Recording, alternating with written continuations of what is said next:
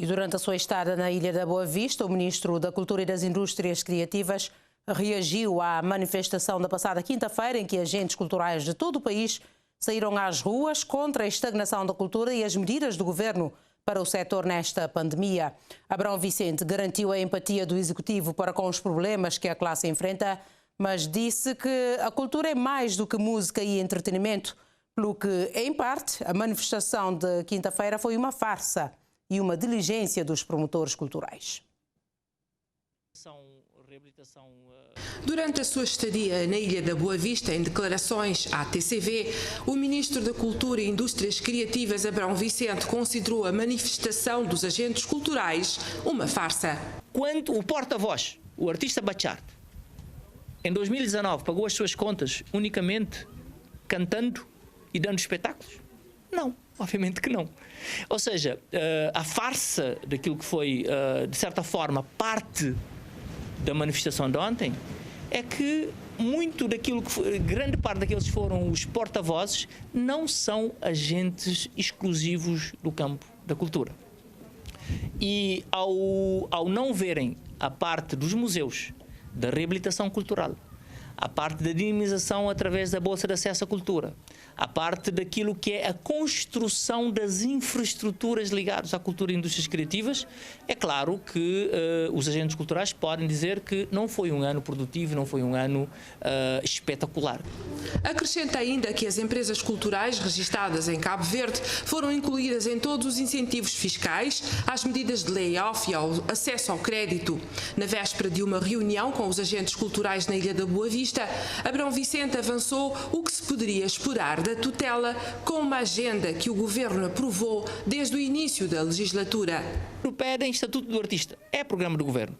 Quando pedem formalização das profissões ligadas aos agentes culturais e produções culturais, é a agenda do Governo, desde 2016.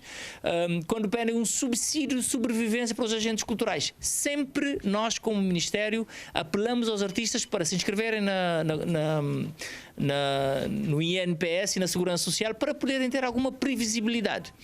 E é fundamental que haja a empresarialização do setor para que nós, como Governo, possamos negociar de uma forma mais transparente aquilo que são os apoios ao setor. No entanto, também deixo aqui frontalmente a minha leitura. O setor da cultura não se resume à música e ao entretenimento. Muito de acordo com aquilo que eram as expectativas dos promotores, que são basicamente os promotores culturais que promoveram a manifestação de ontem. Não foram os agentes culturais, os criativos, os artistas que promoveram a manifestação de ontem. É preciso ter a frontalidade de dizer que a manifestação de ontem foi promovida pelos produtores do entretenimento e das manifestações em massa, que querem abertura de eventos em massa. Nós compreendemos, temos empatia. Todos os setores económicos em Cabo Verde passam por essa dificuldade. Agora, é fundamental perceber que a organização do setor passa fundamentalmente pela formalização do setor. Esta semana, o Governo divulgou as medidas de política para o setor cultural, com o Primeiro-Ministro a esclarecer a opinião pública sobre a pertinência das medidas em meio a uma pandemia onde a cultura é um dos setores mais afetados.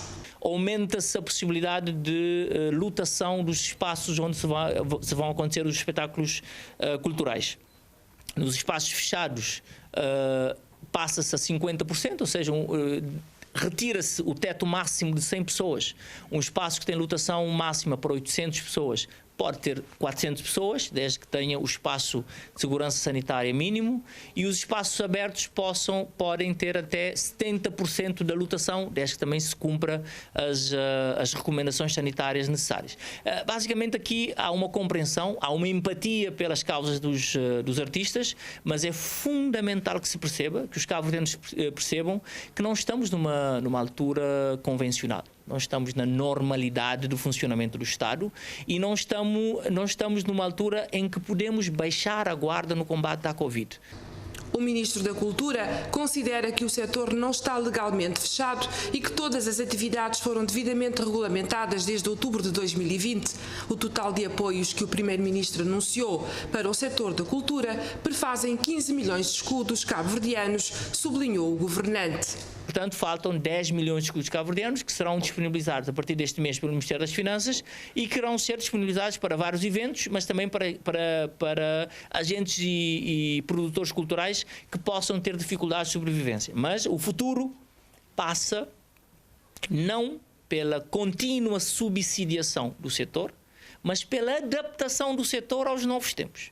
Se é verdade que é necessário continuar a apoiar o setor da cultura, é verdade que os agentes culturais têm que se adaptar aos novos tempos. Nós não somos Portugal, que ontem anunciou 42 milhões de euros a fundo perdido para o setor da cultura. Nós, como Estado, não estamos a conseguir arrecadar essa verba para concluir obras como esta. Ou seja, aqui a solidariedade tem que ser comum, pede-se empatia para com os hospitais, para com os enfermeiros, com os médicos que estão na linha de frente do combate pela Covid. Cabo Verde não pode baixar os braços. O ministro criticou ainda os participantes na manifestação por não se posicionarem publicamente a favor de um aumento do orçamento do Ministério da Cultura e das Indústrias Criativas ou sequer terem feito qualquer proposta no quadro do debate e da aprovação do orçamento do Estado.